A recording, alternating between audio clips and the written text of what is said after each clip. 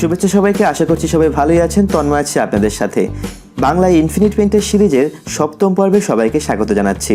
গত পর্বে আমি আপনাদের সামনে আলোচনা করেছিলাম পেইন্ট প্যানেলের টুলস, গাইডস এবং শেপস এই সাব ক্যাটাগরিগুলো নিয়ে, এবং আজকের ভিডিওতে আমি আলোচনা করব সিমেট্রি, পার্সপেক্টিভ এবং ক্যামেরার এই বিষয়গুলো নিয়ে।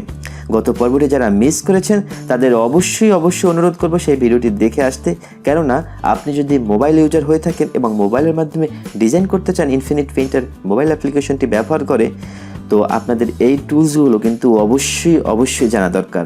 তো ভিডিওটি মিস করতে না চাইলে অবশ্যই উপরে আই বাটন থেকে অথবা ডেসক্রিপশনে দেওয়া লিঙ্ক থেকে গত পর্বটি দেখে আসবেন। আজকের এই পর্বটি গত 6ষ্ঠ পর্বের এক্সটেনশন, অর্থাৎ বাকি যে টুলসগুলো ছিল সেগুলো নিয়ে আলোচনা করব। তো বন্ধুরা, চলুন বেশি কথা না বাড়িয়ে মূল আলোচনায় যাওয়া যাক।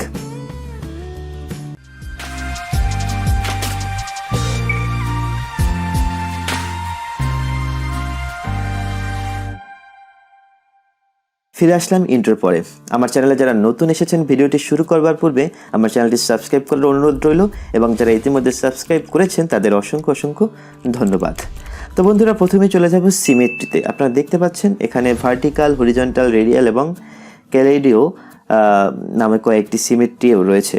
তো এই অপশনগুলো কাজ হচ্ছে মূলত আপনাকে ডুপ্লিকেট করতে সহযোগিতা করবে, অর্থাৎ আপনি এক পাশে একটা অবজেক্ট আঁকলে তার ডুপ্লিকেট একটা কপি অপর পাশেও হবে। তো সেটি ভার্টিক্যাল, হরিজন্টাল এবং রেডিয়াল বিভিন্নভাবে আপনারা সেই সিমেট্রি যে টুলটি রয়েছে সেটি ব্যবহার করতে পারবেন। তো এর জন্য আমি আগে একটি ব্রাশ সিলেক্ট করে দিচ্ছি। ধরুন এখানে আমি সলিড পেন্টে নিয়ে আমি এখানে যাব, গিয়ে আমি ভার্টিক্যাল যে সিমেট্রি রয়েছে সেটি আমি সিলেক্ট করলাম।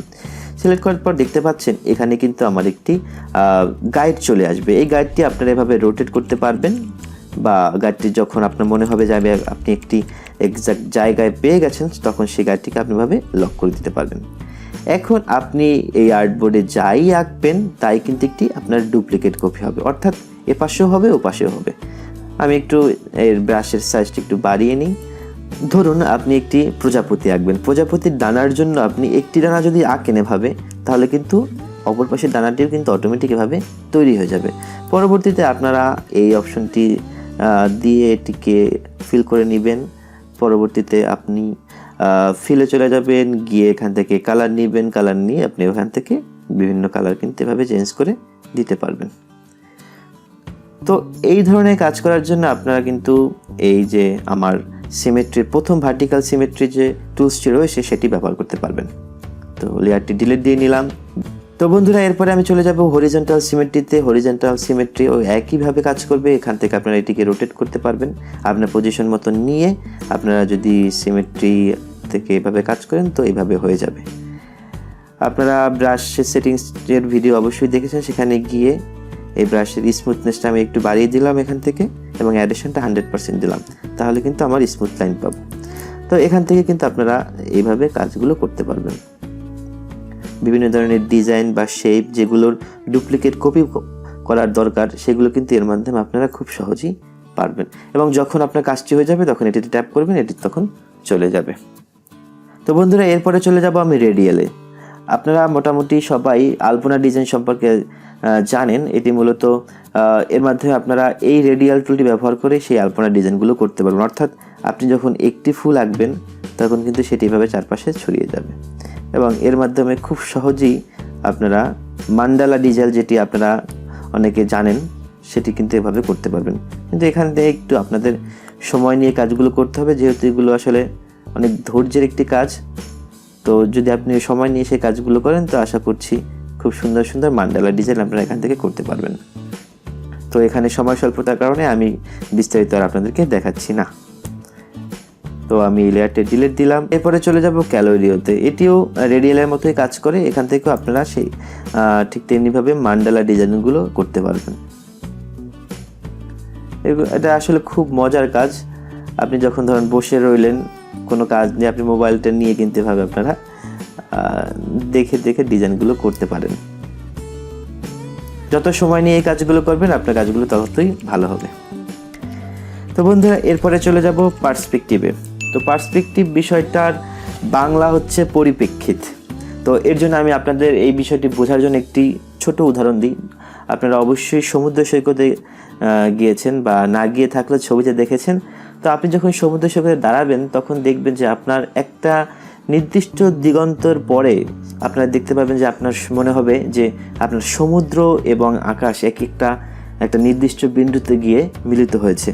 এই যে আমাদের দৃষ্টিভঙ্গির যে বিষয়টা, এটাই মূলত পার্সপেক্টিভ। তো আমি কিছু আপনাদের ইমেজ দেখাতে চাচ্ছি এখানে, তাহলে আশা করি সে বিষয়গুলো আপনাদের আরও সহজ হবে। তো এখানে আরেকটু আবারও ফিরে যাই, দেখতে পাচ্ছেন যে এখানে পার্সপেক্টিভ রয়েছে 1 পয়েন্ট, 2 পয়েন্ট, 3 পয়েন্ট।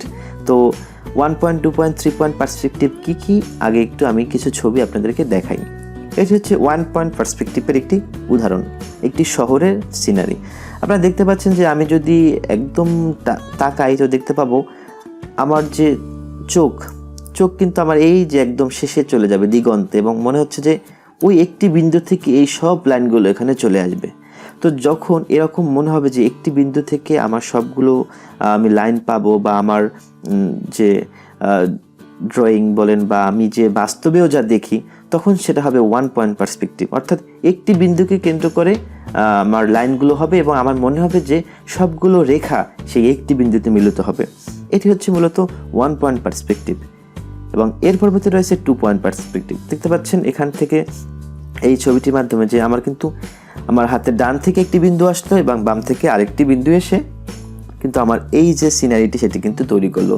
অর্থাৎ এখানে কিন্তু আগের ছবির মতো একটা বিন্দু থেকে লাইনগুলো আসেনি। দেখতে পাচ্ছেন যে ডানেও কিন্তু আস্তে আস্তে লাইনগুলো শুরু হয়ে যাচ্ছে এবং বায়েও কিন্তু আস্তে আস্তে সেটি আপনার শুরু হয়ে যাচ্ছে, কিন্তু মিডল বরাবর আমরা এক্সাক্ট যে জায়গাটা আছে সেটি দেখতে পাই। ধরুন আপনি ফার্মগেট ওভারব্রিজের উপরে দাঁড়ায় আছেন, তো আপনি যখন দূরের দিকে তাকাবেন দেখতে পাবেন যে একটা জায়গায় মনে হবে কি সব রাস্তা বিল্ডিংগুলো কিন্তু একসাথে মিলে গেল। তো সেটি হবে 1 পয়েন্ট পার্সপেক্টিভ। বাট আপনি যদি একটা চৌমাথার রাস্তায় দাঁড়িয়ে আপনার রাস্তার অপোজিট থেকে দেখেন, তাহলে মনে হবে যে দুইটা রাস্তার আমার ডান দিকের রাস্তা এবং বাম দিকের রাস্তা কোনো একটা বিন্দুতে মিলিত হবে। তো সেটি হচ্ছে 2 পয়েন্ট পার্সপেক্টিভ।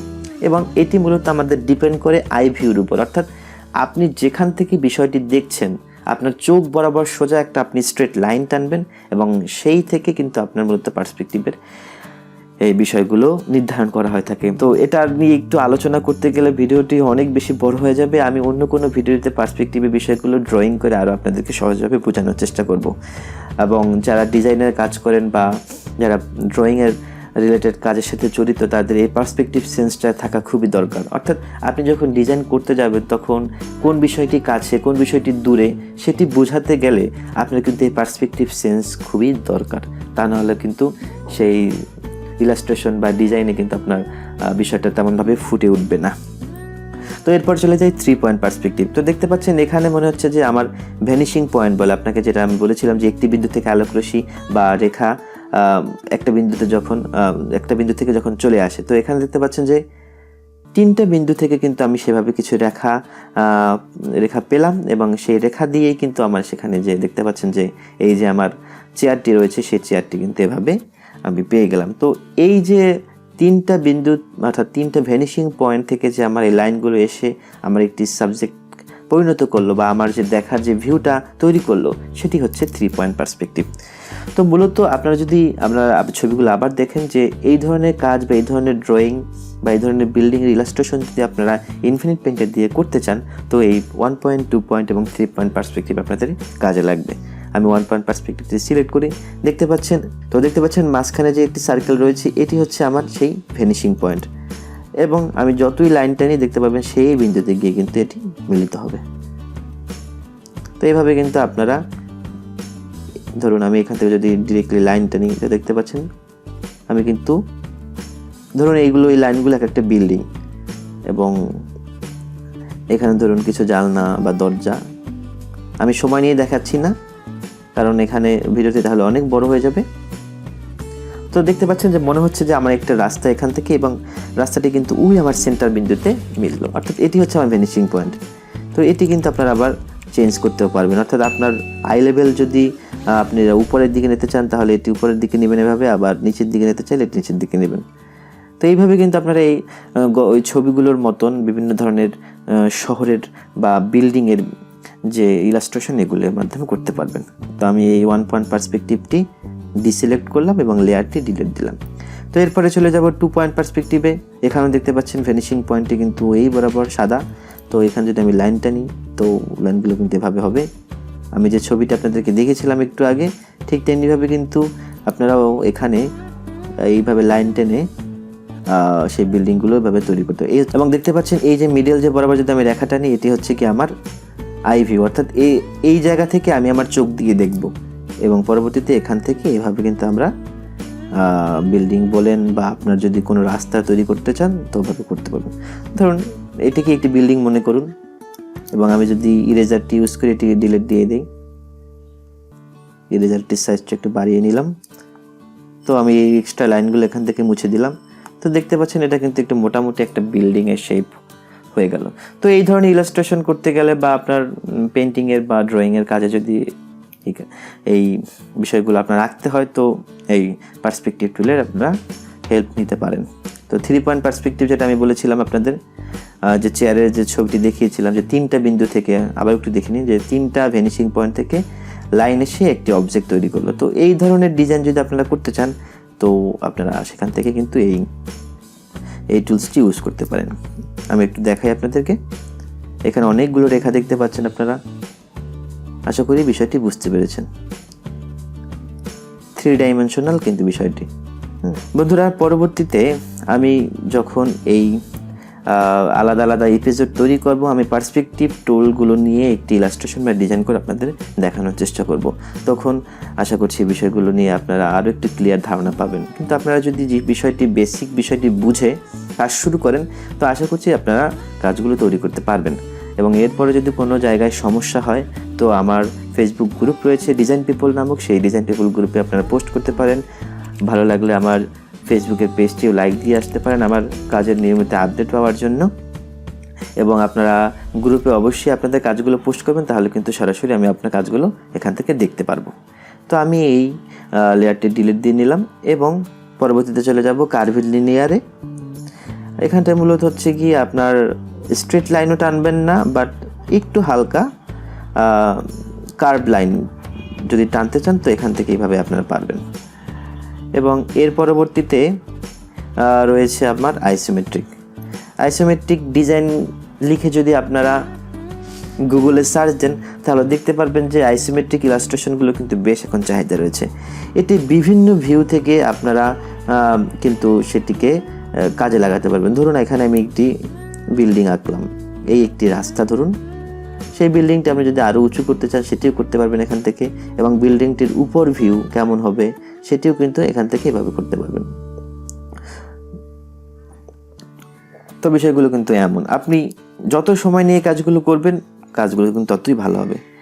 তো এই বিষয়গুলো নিয়ে যদি আরও স্বচ্ছ ধারণা পেতে চান, আমি আবারও বললাম গুগলে গিয়ে আইসোমেট্রিক ডিজাইন লিখে সার্চ দিবেন, দেখতে পাবেন যে অনেক অনেক সুন্দর ডিজাইন আপনারা সেখানে পাবেন। তো এটি ডিসিলেক্ট করলাম, লেয়ারটি ডিলিট দিয়ে নিলাম এবং এরপরে চলে যাব আমি গ্রিডে। এই গ্রিড টুলটি ব্যবহার করবেন মূলত আপনারা বিভিন্ন কাজের জন্য। তো টাইপোগ্রাফি কাজের ক্ষেত্রেও কিন্তু আপনারা ব্যবহার করতে পারবেন বা এইভাবে স্ট্রেট লাইন টানার জন্য ব্যবহার করতে পারবেন। এখানে বিন্দু রয়েছে সেটিকে সিলেক্ট করে আপনারা এর যে গ্রিডের যে মাঝখানের গ্যাপ এর পরিমাণ বাড়াতে কমাতে পারেন, এবং গ্রিডটি যদি আপনারা না চান গ্রিডটি এখান থেকে রিমুভ করতে পারবেন। মূলত টাইপোগ্রাফি বা লেটারিংয়ের কাজ যদি আপনারা করেন তো সেক্ষেত্রে এটি হেল্প করবে আশা করি আপনাদের। তো এটি ডিলিট দিলাম এবং এখন আমি এখানে দুটি শেপ নিই,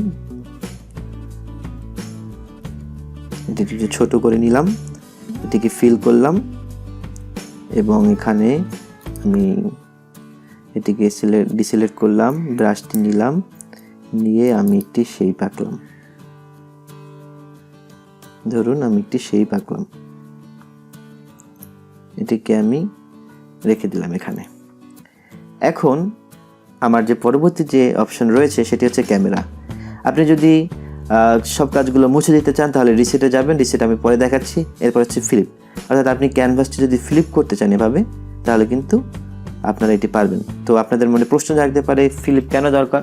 আপনি যদি এই ইনফিনিট পেইন্টার মোবাইল অ্যাপসের মাধ্যমে ফেশিয়াল ইলাস্ট্রেশন করতে চান, অর্থাৎ আপনি ইলাস্ট্রেশন বেসড কাজ করতে চান, তাহলে সেক্ষেত্রে আপনারা কিন্তু উভয় পাশ থেকে সেই ক্যারেক্টারটি কেমন দেখায় সেটি দেখে নেওয়া দরকার। এর জন্য যারা ফটোশপে কাজ করেন ইলাস্ট্রেশনের, তারা কিন্তু সবসময় একটা ক্যারেক্টার ইলাস্ট্রেশন বা ডিজাইন করার জন্য বা করার সময় কিন্তু সেটিকে ফ্লিপ করে দেখে যে উভয় পাশ থেকে অর্থাৎ সেটা যদি রিফ্লেক্ট করা হয় তাহলে ফিগারটি কোনো জায়গায় ডিস্টর্ট হয় কিনা বা খারাপ লাগে কিনা। এইরকম যদি কাজ করেন তাহলে আপনারা যে কোনো সময় কাজটি ফ্লিপ করলেও কাজটি কিন্তু ভালো লাগবে দেখতে। তো এইগুলো আমার ফ্লিপ টুল।